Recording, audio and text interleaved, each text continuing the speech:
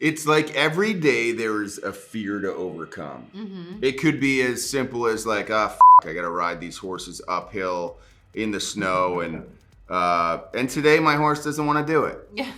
You know, he just wants to go to lunch. It's about his faith. You know, he keeps faith alive. He has conversations with God. He believes that what he's doing he's doing because he was chosen to do it. So I initially showed up in January, a little over 200 pounds.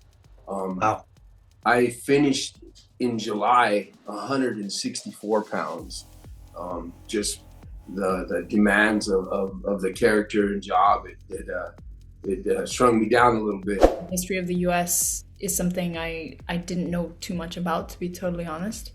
To be telling a story that really focuses on the authenticity of what happened and is really special. We never lighten the mood. Never lighten the mood. Oh, no.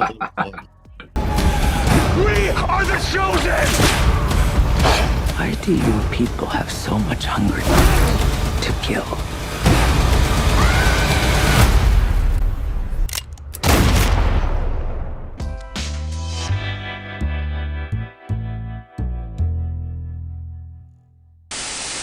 So first, I have to say we're huge John Carter fans at the site.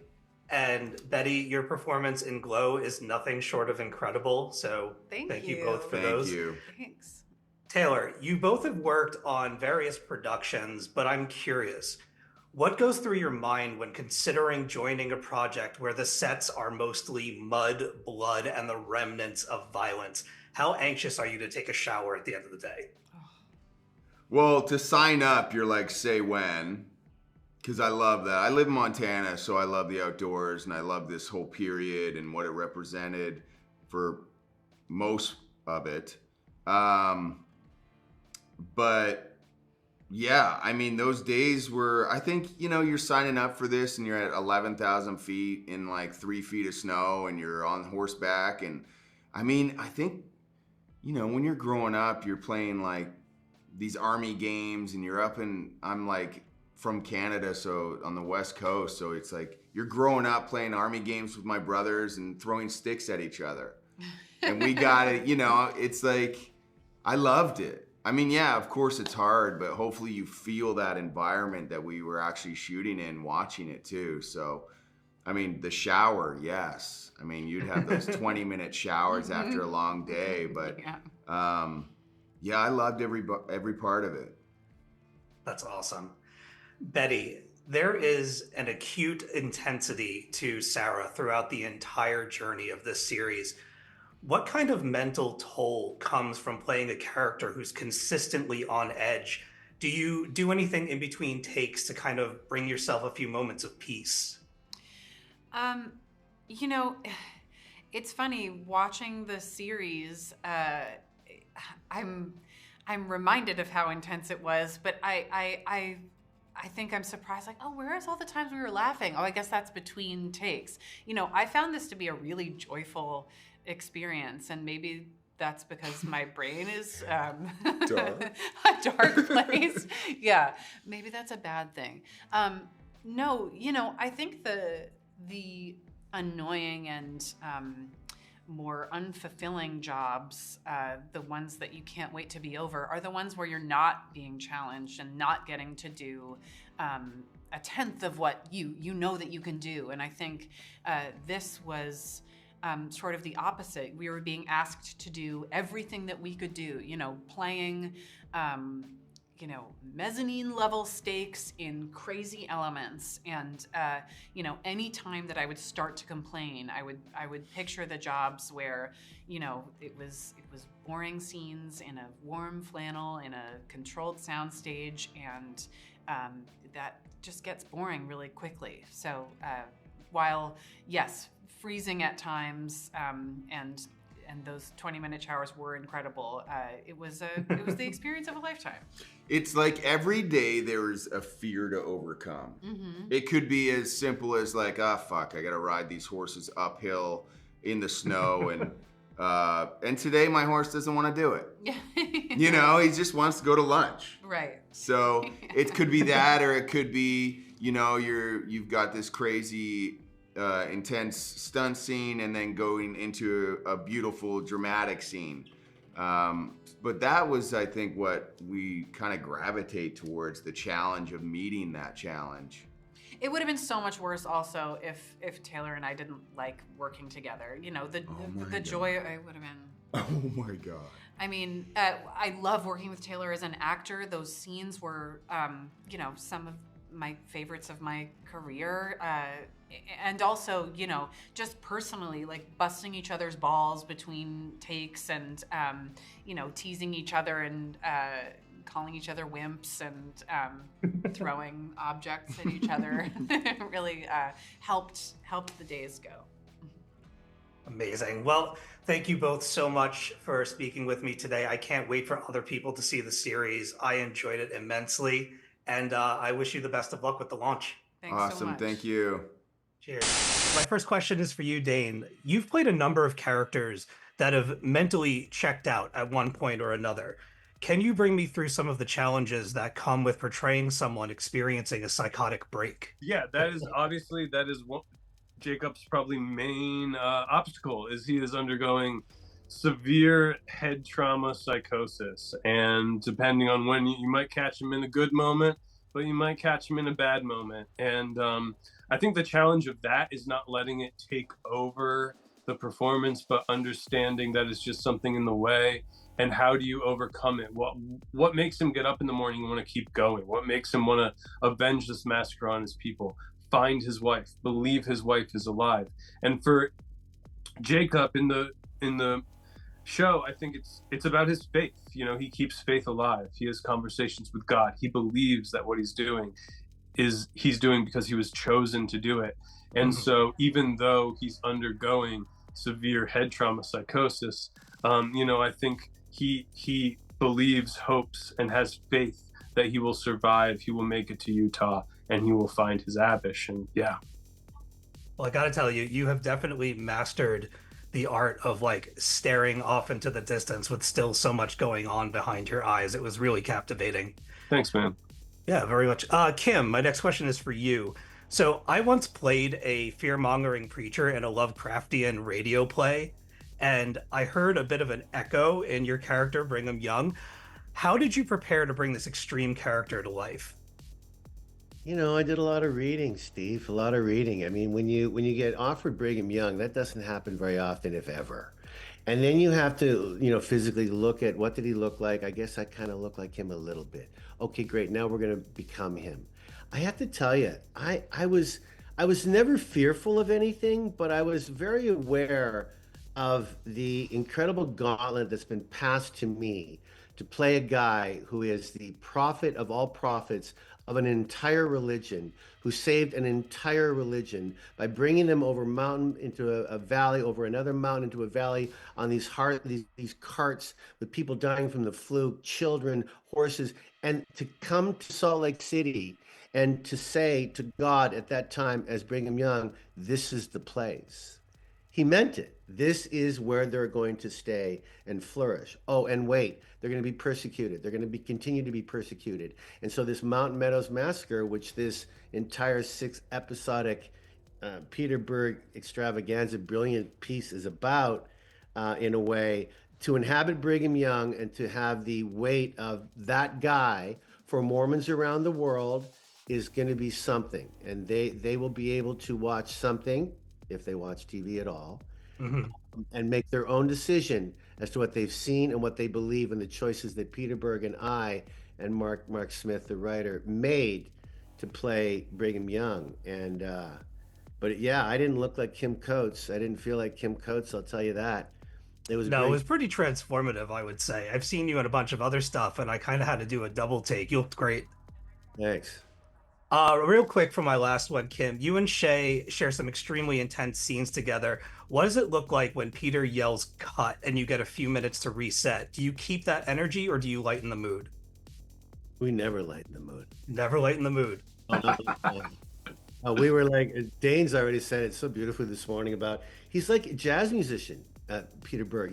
He's an artist. He's brilliant. He's an actor. He's a producer, and he's a director. And he's not afraid of anything. And so you never knew going into every scene what kind of energy, even though we loved Peter and hugged him every morning. But I was Brigham Young, and Shay was Jim Bridger, and we stayed in that stuff. And you never knew you were gonna say cut, so we would keep going at times, and then you knew when we had it, though. Hey, Dane, would you agree? Like there was a really a beautiful finality of Peter in the scenes that we were doing, going, yes, move on, yes, good, right? I mean, he was. I believe he knew when you had it. Yeah, I think that's right. So it was a special time for Dane and I to work with Peter and the whole cast and the DP. It was an incredible time. That's fantastic. Thank you both so much for your time. I love the show, and I can't wait for other people to see it. Thanks. I want to hear your radio play. Oh, I got it. I can send it to you if you want. Okay, sweet. Thanks. Seriously. Take care, guys. Yeah. Saura, a question for you. You and Derek have chemistry the moment that you lock eyes. Did you do anything special to establish that rapport? It was absolutely astonishing. Oh, that's very sweet of you to say. I think from the moment I met Derek, I don't know, chemistry is not something you make in a factory. It's something you got. And it's easy to play off someone like Derek. He's extremely generous and he's so much presence. And yeah, what a gift. What a gift of a scene partner. I really, really did love your chemistry. It was incredible. Derek, for you, as the grandson of a war chief, did you feel a sense of kinship with Red Feather, and did you feel a sense of responsibility to honoring your lineage with such a powerful role? Yeah, man, representation is a big thing for us and me. You know, I was always taught to you try to represent your family and bloodline and people in a strong, good way. So, you know, that's kind of why I got into film. And I'm really counting my ducks and being thankful that I got to represent them in one of the strongest ways possible. You also do a lot of like bodybuilding and martial arts I saw from your social media. Did that play a role in you being able to do like all the physical stuff with the character? Yeah, so for this project, big thank you to the Dashnoff family, Wagon Burner Stunts, who let me do my own stunts. So I initially showed up in January, a little over 200 pounds. Wow. I finished in July 164 pounds. Just the demands of the character and job, it shrunk me down a little bit. But I am a retired professional fighter. So. That's awesome. Saura, I have one for you now. So my wife and I watched this together, and both her and I want to know, how cathartic was it for you as an actor and as a woman to scream at the top of your lungs when Abish is taken by the Shoshone? Wow. It was it's good. I think there's something primal in all of us, and I think there's no, in terms of like how I felt, it was a release. You know, you can't really like practice screaming like that. And I remember Derek on the day, you know, really checking in with me a lot, seeing if I was okay. A lot of the scenes were emotionally very heavy, and yeah, to approach it in a playful way that then, you know, after you can like release it, it's important to release the energy you're storing through those scenes. And yeah, I always say I love those moments because to me, you know, they don't feel heavy in the moment you do it and then you release. And it is, you know, it's like letting something out. It was a very, very powerful scene. It was intense. So Derek, what about this project stands out to you when compared to something like Kevin Costner's Horizon? How does this differ from other things you've worked on? The realness and rawness of it, the truth, man. It just really like, this is real, man. This is as close as it gets. Yeah, I think that's my favorite thing about the series is how raw and how honest it is. It doesn't take the glorified, gunslinger superhero approach to Westerns. Yep, 100%. Okay, I've got a little bit of a heavy question for you, Saura, to end things.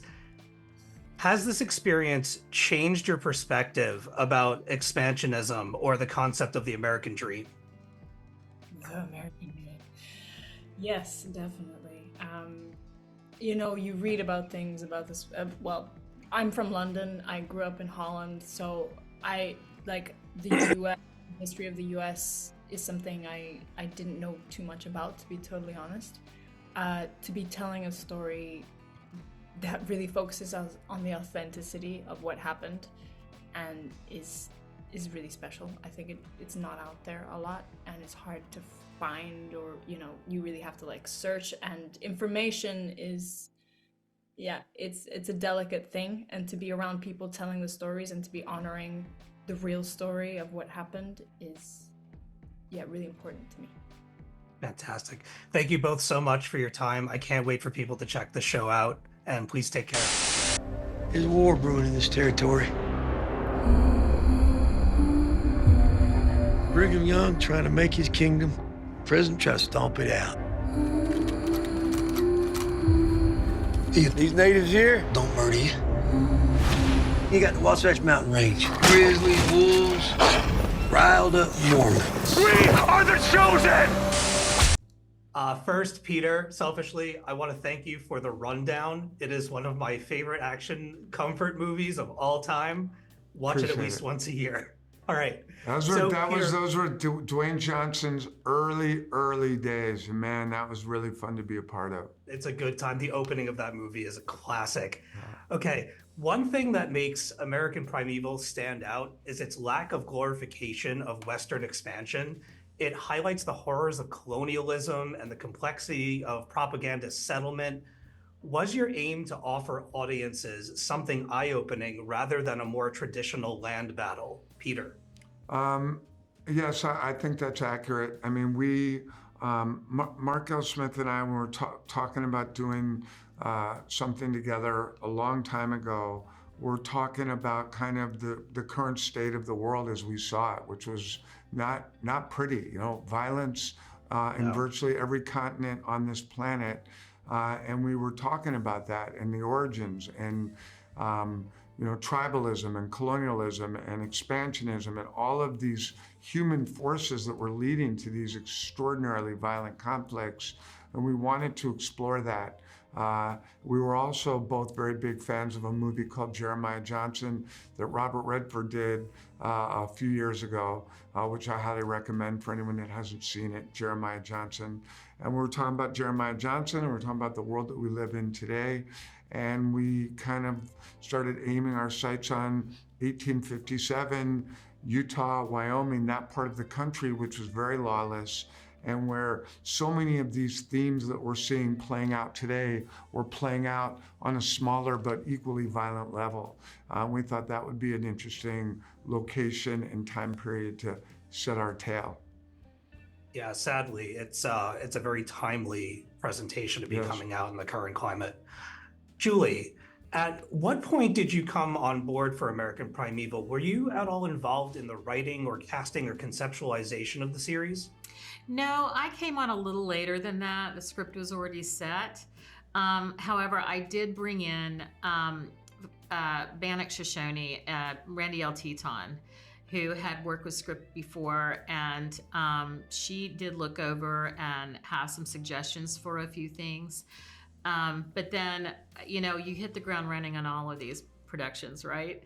And so I was busy working with from every single department, from hair and makeup and set and prop and costume. So, we were busy engaging artisans and different people from those communities.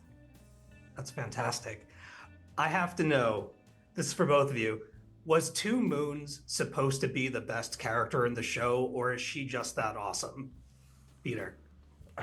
Well, it's like, I always say to my son, you're my son. I love you. I love you no matter what. If you get an A, I love you just a little bit more, right? So with actors, I love all the actors. Some of them, they do a little something, or they have some kind of twinkle in their eye, and you might just love them a little bit more. You don't love the other ones less, but and Shawnee was such a delightful young woman to work with and to watch grow, and to see her kind of learn how to be an actress, and to see her relationship with Betty Gilpin, who I think mentored her really well. That was, I think, really joyful for everyone that bore witness to it. She's just a delightful human being. She is such a badass. She is so brave, and she definitely has some of my favorite moments throughout the series. Really tremendous character. Julie, do you have any thoughts on Two Moons before we get out of here? Well, I do, because we had a really great consultant that taught sign language named Donald Yellow Eagle. And Donald would go there every single day on set. And you know, it was very funny because he would be working with her, and then he started teaching Devin different signs. And so they'd be walking across set, and he'd start, you know, really talking to Devin, and Devin would start talking back, and then Shawnee would get involved in the conversation too. It was really fun to watch, but you know, that takes a real level of commitment, and Shawnee, I think, just absolutely nailed it. Fantastic. Thank you both so much for your time. I enjoyed this so much, and best of luck with the launch. Thank you. Thank you. Thank you for clicking on our video, everybody. If you like what you saw here, please make sure you like the video and subscribe and share with your friends who like this sort of content. JoBlo remains an independent company, and we appreciate all of your support.